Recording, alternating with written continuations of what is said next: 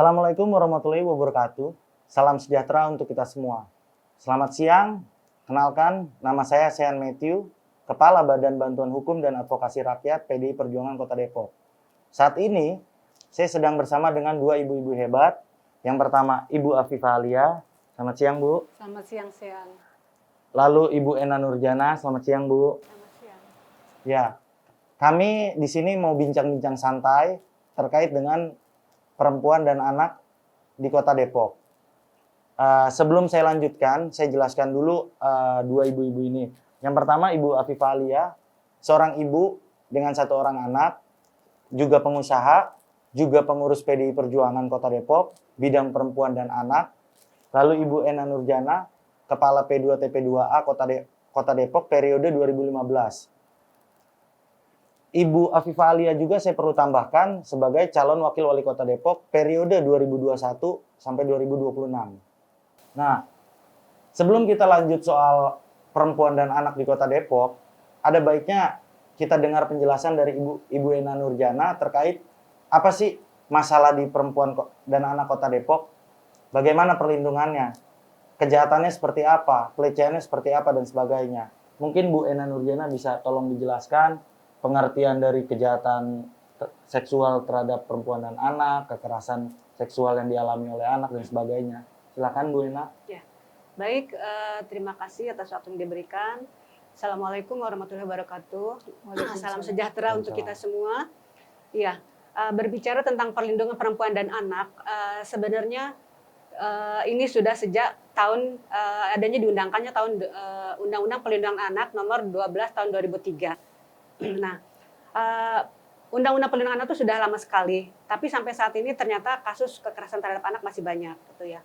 Nah, makanya ada P2TP2A. P2TP2A ini terkait juga penanganan terhadap korban perempuan dan anak. Gitu. Jadi saya menangani permasalahan yang ada pada perempuan dan anak. Nah, kasus yang terjadi korban di sini adalah dia bisa berupa korban KDRT, kekerasan dalam rumah tangga, bisa dia korban kekerasan seksual, korban kekerasan fisik, korban kekerasan psikis, korban kekerasan ekonomi dalam bentuk penelantaran, anak yang berhadapan dengan hukum, dan juga trafficking. Itu yang kita lakukan semuanya. Bagaimana supaya anak-anak terlindungi dari berbagai permasalahan kekerasan yang menimpa anak-anak. Dan juga terhadap kaum wanitanya juga sama. Itu yang kita lakukan. Menarik sekali ya Bu Ena, banyak pengertian yang Ibu tahu juga soal kejahatan, kekerasan seksual terhadap perempuan dan anak. Tapi kalau boleh tahu Bu, biasanya siapa sih yang melakukan Bu? Dan kepada siapa gitu? Maksudnya pelakunya tuh biasanya siapa, korbannya biasanya siapa gitu Bu? Iya, biasanya hubungan antara pelaku dan korban seringkali adalah relasi kuasa. Ya. Yang jelas ya pelaku lebih berkuasa, sedangkan korban ada pihak yang berada di bawah kekuasaannya. Itu yang seringkali terjadi. Ya. Dan pelakunya itu biasanya semua kalangan bisa menjadi pelaku. Seperti kasus yang pernah saya tangani, mulai dari orang tuanya sendiri, ayahnya atau kakeknya atau orang terdekatnya, bahkan guru atau juga ustadz di sebuah pesantren, bisa juga seperti itu. Bahkan teman satu OSIS juga, ya dia OSIS dan kemudian bendaharanya bisa terjadi perlakuan seperti itu. Itu kekerasan seksual ya yang banyak terjadi ya. Seperti saya tangani waktu tahun 2015, dari 52 kasus itu 50%-nya adalah kasus kekerasan seksual. Ya. Nah, kalau menurut Bu Ena sendiri, menurut data ya, menurut yang Ibu Ena tahu, pengalamannya juga banyak kan, itu tingkat kekerasan atau kejahatan seksual terhadap perempuan dan anak di Kota Depok ini ukurannya gimana? Tinggi atau rendah atau sedang atau gimana? Secara pasti saat ini saya tidak terlalu tahu, tapi saya hanya membaca dari media bahwa kasus itu tetap terus terjadi, gitu ya, tetap ada. Berarti sebenarnya belum terlihat ya seberapa signifikan pengurangan yang terjadi ketika P2TP2A itu ada dan sudah cukup lama ada. Nah ini sebenarnya jadi catatan buat kita. Kenapa bisa terjadi seperti itu? Permasalahan apa? Apakah karena kurang sosialisasi sehingga begitu banyak korban yang tidak tahu harus kemana dia mengadu, harus kemana dia mencari penyelesaian, dan bagaimana melakukan pencegahan supaya tidak terjadi. Nah ini yang sebenarnya juga menjadi pertanyaan buat saya juga. Oke, berarti kan ini fokus kita kepada peran P2TP2A ini ya, Iya, mungkin betul. karena memegang peran untuk perlindungan perempuan dan anak ya. Betul, Ya besar kan? sekali perannya. Nah, mungkin saya ke Bu Afifah Alia karena kan Ibu kan Wakil Ketua Bidang DPC PDI Perjuangan, bidang perempuan dan anak, ya kan? Kalau menurut Bu Afifah sendiri, di mata Ibu gitu, kekerasan kejahatan seksual perempuan dan anak gimana sih Bu? Gitu. Perspektif Ibu apa gitu? Iya, dari tahun ke tahun jumlahnya meningkat. Kami pernah mengadakan diskusi, Berdiskusi ya? di akhir tahun di 2019, dan datanya yang kami dapatkan ada 300 kasus yang melapor ke Polres Depok ya. Sorry Bu, berarti ini datanya dari Polres Depok? Dari Polres Depok.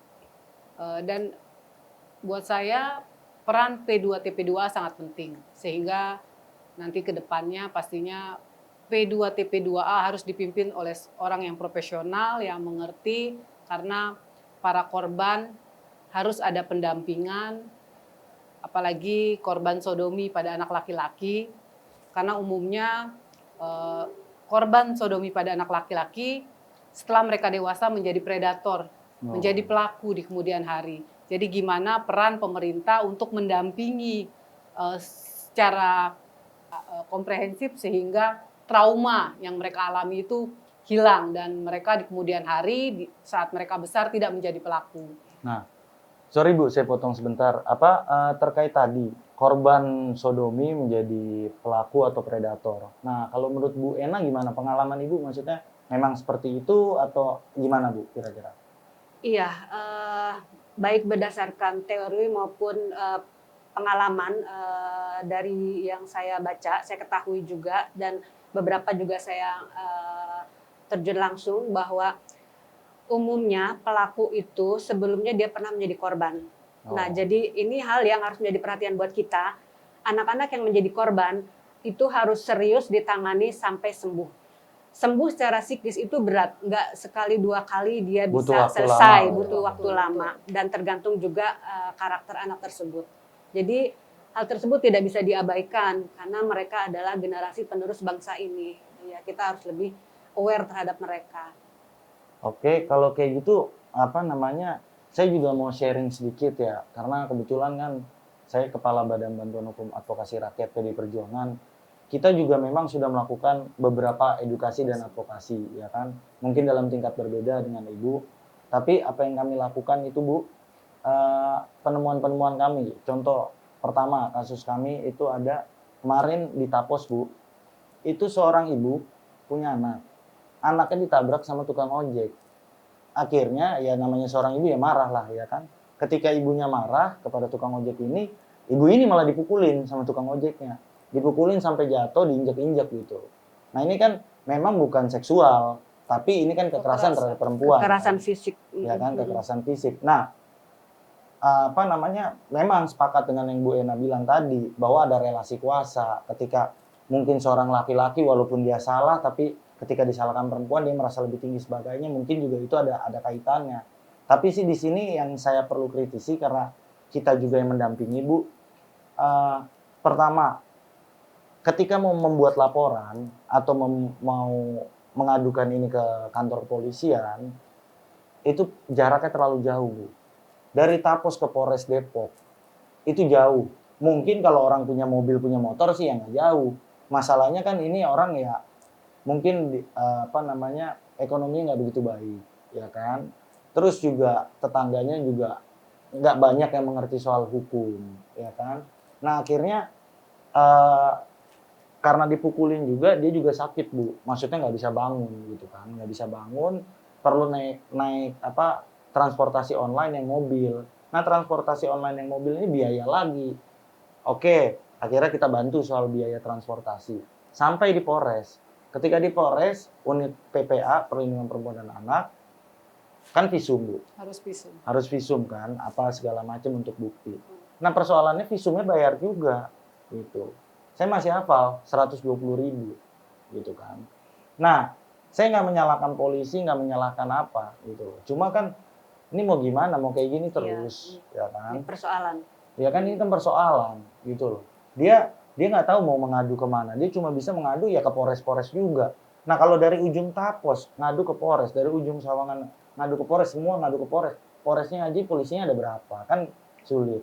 Yang kedua juga ada kasus juga Bu di Citayam rumahnya. Itu anak umur 6 tahun eh, dicekoki lah ya bahasanya, dipengaruhi oleh kakek angkatnya sendiri untuk nonton video porno setiap hari selama berbulan-bulan. Baru disodomi lah gitu. Ya kan? Perempuan sih anak ini umur 6 tahun. Nah persoalannya lagi adalah nggak ada saksi. Saksi dalam pengertiannya gini, ada nggak yang pernah melihat kakek ini sodomi si anak gitu. Waktu itu ini jadi sedikit perdebatan kita dalam mendampingi karena sulit untuk tertangkap tangan seperti itu kan. Nah ketika mau visumnya juga jauh lagi Bu, ke rumah sakit Polri, di Cililitan. Nah ini kan jarak lagi, biaya lagi gitu. Jadi kalau misalnya memang betul seperti yang Bu Ena tadi katakan, P2TP2A itu harus fungsinya untuk melindungi, lalu Bu Afifah juga bilang P2TP2A apa namanya harus lebih profesional dikelola segala macam. Saya rasa mungkin menjadi apa ya harapan kita Bu. Kira-kira kalau Ibu sebagai calon wakil wali kota, ya kan, Ibu juga perempuan, mendengar kasus seperti ini gimana Bu? Ya makanya berdasarkan pengalaman sebagai saya juga sebagai ketua bidang perempuan dan anak, saya ingin mempunyai program memberikan visum gratis kepada para korban. Dan kemudian juga P2TP2A harusnya ada di setiap kecamatan minimal. Jadi warga masyarakat yang mengadu datang dulu ke kecamatan, mungkin nanti kita perlu sosialisasi. Nanti dari P2TP2A lah yang mengantar si korban datang ke Polres dan biayanya pun kita cover. Apalagi kalau di daerah yang korbannya adalah berpenghasilan menengah ke bawah. Biasanya mereka juga punya kesulitan dengan transportasi, dengan pelaporan. Akhirnya banyak korban yang tidak melapor karena masalah biaya. Padahal kalau banyak korban yang tidak melapor, pastinya akan mengakibatkan makin banyak pelaku. Jadi buat saya pendampingan P2TP2A tidak hanya kepada korban, kita juga pemerintah kota harus terus pendampingan secara hukum. Jadi saya berharap bahwa pelaku pastinya diberi hukuman sesuai dengan perbuatannya, tidak dilepas begitu saja, dan di kemudian hari kita juga terus mengedukasi ke masyarakat apa itu kekerasan seksual. Buat saya mengantisipasi itu lebih penting, sehingga masyarakat tahu batasan-batasan, sehingga misalnya seorang anak tidak dibiarkan hanya berdua kakeknya di rumah, itu penting. Karena setahu saya kadang pelakunya adalah orang terdekat. Jadi gimana kita memberitahu kepada anak, edukasi kepada anak bagaimana mereka untuk mencegah kekerasan seksual, misalnya tidak boleh ada seorang pun yang pegang alat vital atau bagian tubuh mereka, itu penting. Mengedukasi anak itu juga penting. Jadi kedepannya peran P2TP2A sangat penting untuk mencegah kekerasan seksual pada anak dan pada perempuan. Kami juga berharap para laki-laki juga lebih menghormati perempuan. Mungkin itu Sen. Oh, bagus sekali Bu. Apa namanya sesuai dengan harapan kita. Kalau dari Bu Ena ada tambahan terkait apa program yang mungkin ketika Bu Afifah sudah menduduki sebagai wakil wali kota Depok 2021-2026, kira-kira gimana, Mbak? Ada tambahan nggak, Bu? Iya. Harapan saya tadi memang sudah disebutkan oleh Bu Afifah, harus orang yang profesional, mulai dari ketuanya dan juga para praktisinya adalah yang memiliki passion sehingga bisa melakukan kerja itu dengan tuntas, gitu ya. Nah, di samping itu juga mungkin, terutama memang anggaran itu udah pasti ya. Nah, itu gimana tuh, Bu? harus dijaga dan bisa dikelola dengan baik. Oke, berarti saya simpulkan aja langsung ya Bu.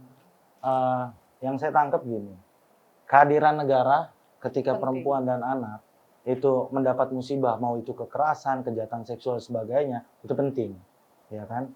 Nah, kehadiran negara ini bentuknya apa konkretnya? Konkretnya berarti kan P2 TP2A ini untuk perlindungan perempuan dan anak. Nah, tetapi kan apa yang berjalan sekarang belum ideal mungkin, ya kan?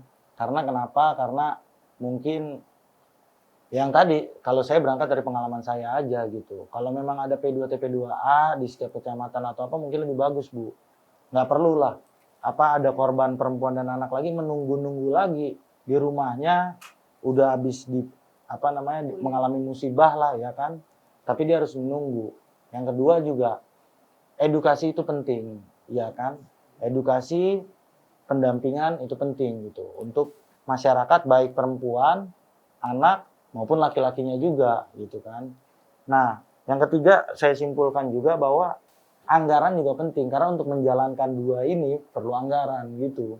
Nah, kurang lebih sih Bu Afifah, Bu Ena, mudah-mudahan bincang-bincang kita sekarang, diskusi kita yang santai ini bisa menjadi manfaat di kedepannya, Bu. Gitu. Ada mau ditambahkan lagi, Bu? Ya, jadi nanti kedepannya pastinya harapan-harapan masyarakat Depok untuk lebih dilindungi dan pencegahan adalah hal yang paling penting. Jadi bukan cuma mendampingi korban, tapi juga kita mengedukasi masyarakat. Benar apa yang dikatakan Mbak Erna, kita bisa menggunakan sekolah, kita bisa menggunakan masjid taklim, kita bisa menggunakan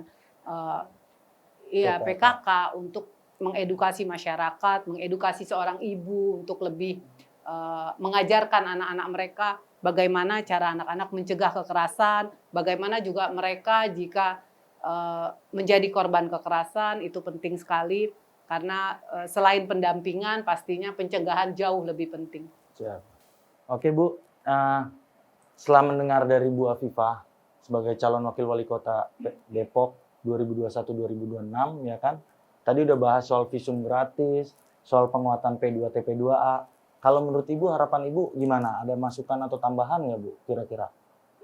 Harapan saya terhadap apa yang sudah disampaikan oleh Ibu Afifah adalah beliau sebagai calon pemimpin dari kaum wanita tentu memiliki sense yang lebih tinggi, perhatian lebih besar terhadap masalah perlindungan perempuan dan anak. Ini harapan saya yang cukup besar agar ada perubahan yang signifikan. Sekalipun mungkin untuk hilang menjadi nol tidak mungkin ya, perlu proses yang lama. Tapi paling tidak ada penurunan dari kasus-kasus yang terjadi yang menimpa terhadap kaum perempuan dan anak-anak di Kota Depok. Itu yang saya sangat harapkan karena sebagai seorang ibu gitu ya, juga kaum perempuan ini paling tidak sense-nya lebih besar ya untuk perhatiannya terhadap permasalahan ini. Itu harapan saya. Oke, kurang lebih itu aja Ibu-Ibu. Terima kasih. Ya, ya, makasih Bu, saya. diskusinya, Bu. Demikian bincang-bincang dan diskusi santai kami dengan Ibu Afifah Alia dan Ibu Ena Nurjana. Sampai jumpa kembali di bincang-bincang dan diskusi selanjutnya. Terima kasih. P2 TP2A memiliki peran yang sangat penting pada upaya promotif preventif untuk pencegahan kekerasan pada perempuan dan anak. Kedepannya, pengelolaan lembaga ini perlu melibatkan publik yang profesional. Visum gratis untuk Kota Depok.